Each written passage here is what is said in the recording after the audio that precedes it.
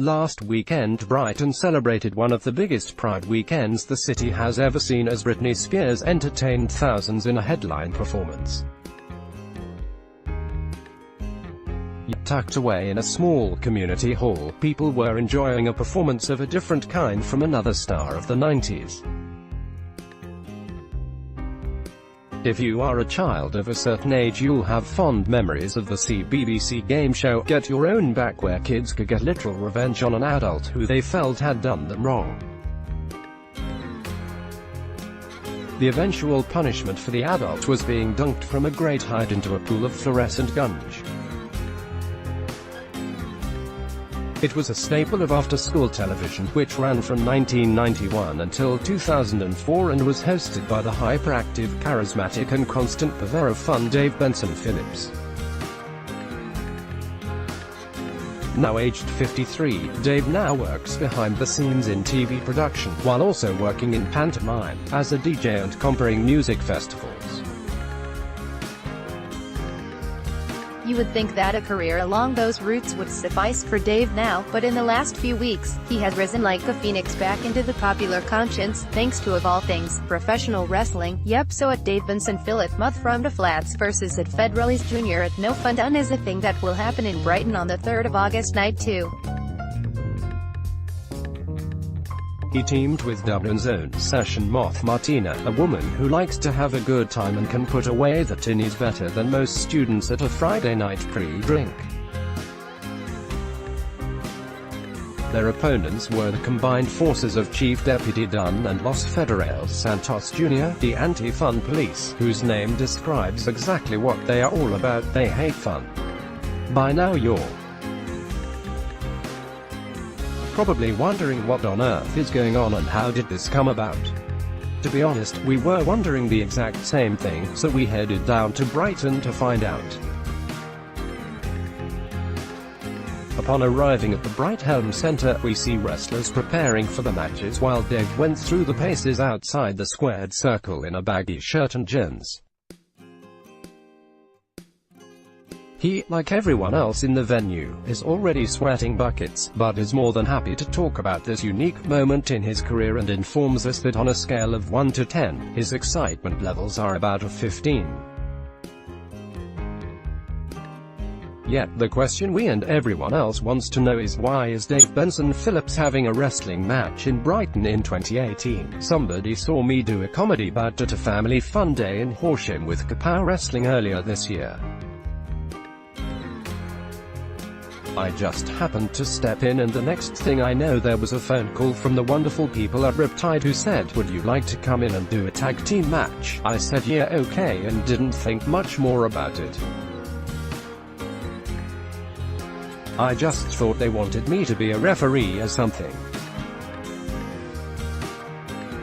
Imagine my surprise then when I see the posters and I'm actually billed as one of the wrestlers in the match. That just put it up a whole other notch. Behold the dream team. At Muth from the Flats and me, at Dave Benson Philpic.twitter.com/willquit, Dave Benson Phillips, at Dave Benson Phil. August 4, 2018. Dave's life in the entertainment world has taken many different shapes and forms, but in his past, he had thrown a few clotheslines and elbow drops in the wrestling ring when he worked as a bluecoat for Pontins in Camber Sands.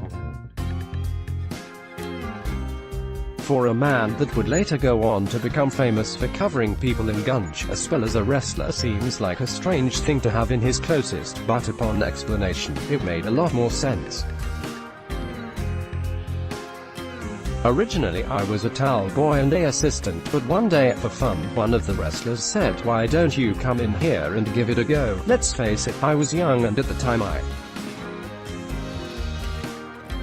was the only black bluecoat in the world, so I just got in there. There was a lot of comedic running and other things done for a few laughs, but they soon realized that I might have an aptitude for it.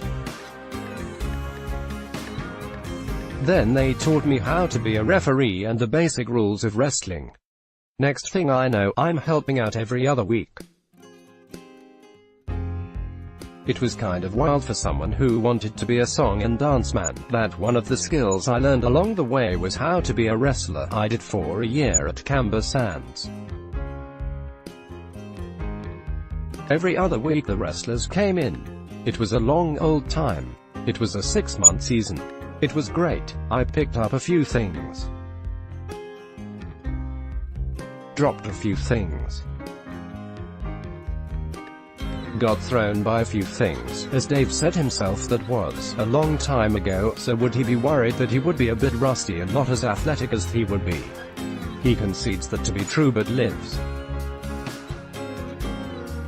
by the catchphrase, "It never leaves you," but sometimes it just goes missing for a while. Yet when he stepped between the ropes again, he admits that his pulse started to quicken and he began to remember the thrill of being a wrestler again. He recites fond memories of Saturday afternoon in front of World of Sport on ITV in the 1970s with stars like Mick McManus and Jackie Pallow.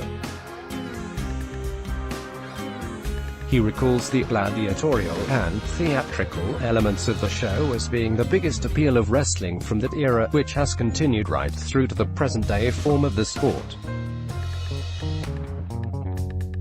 That being said, wrestling in 2018 is a much different beast to what Dave would have been used to in the holiday camps.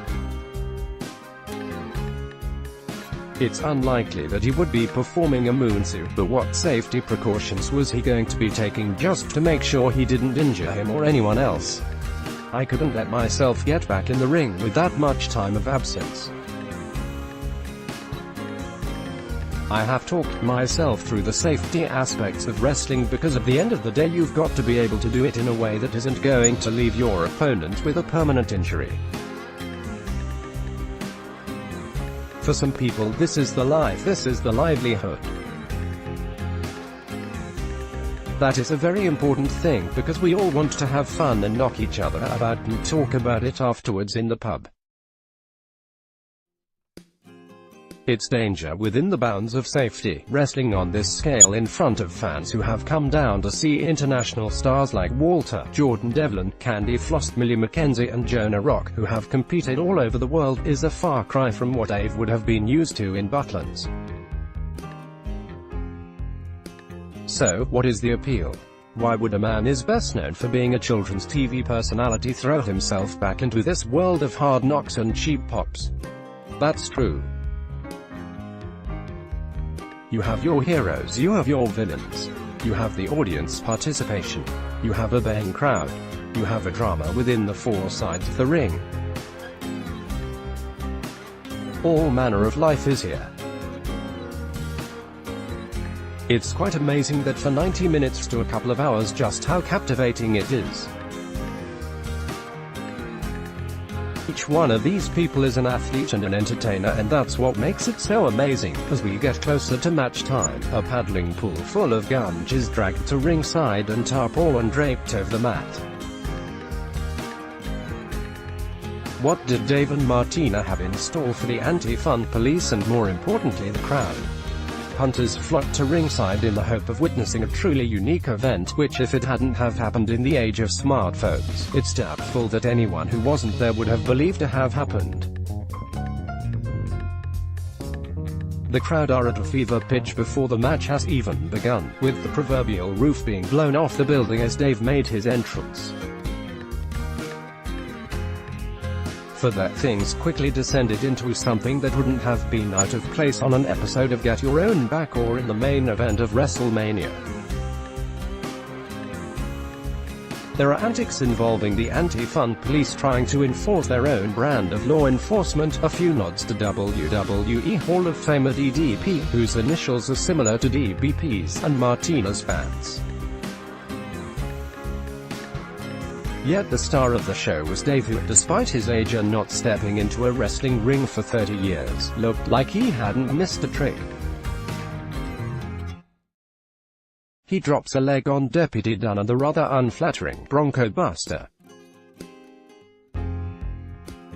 Launches Santos with a devastating chokeslam and performs a spear that would have made Bill Goldberg proud, and, of course, there was plenty of gunge. Santos is the first to take a dip in the fluorescent drink while it was left to Deputy Dunn to take a ganja-assisted Wombstone piledriver, which is something we don't think our editor will actually let us describe on here in any detail. Lord of the Ring, pic.twitter.com/oglukt3oi, Dave Benson Phillips, at Dave Benson Phil, August 8, 2018. To say that the crowd for this match was excited would be an understatement. The energy and the genuine sense of joy that Dave and the three wrestlers delivered in those 10 to 15 minutes to around 500 people was, at least for this lifelong wrestling fan, incomparable to anything ever experienced before. For a show that featured captivating, hard-hitting matches like David Starr vs. Chris Ridgway and Aussie Open vs. Ringkamp, this comedic side attraction to an otherwise serious wrestling show was the buzz of a small quarter of Brighton for at least a few hours. Before all of the hysteria and hours before the match, we asked Dave at this stage in his career what he would consider doing next. Would he consider following in the footsteps of Kane or Donald Trump and transition from wrestling to politics, or would he try something else? In my career right now, I find myself at a surprisingly loose end. I'm busy making programs and documentaries and working on some new TV formats, but if anyone presents me with an opportunity, I'll say yes to it. I'm open to offers. I'm absolutely open to anything, but at the moment this is wild. 24 hours later, Britney Spears would sing "Hit Me, Baby One More Time" to 57,000 people in Brighton. Whether Dave will hit anyone again in the wrestling ring remains to be seen, but for a few minutes, he gave a few hundred people a moment they will never forget. To learn more about Riptide Wrestling, please give them a follow on Twitter. All photos by Rob Brazier. Follow Rob on Twitter and Instagram or visit his official website. More: a wrestler threw the first pitch at a baseball game and then everything descended into chaos.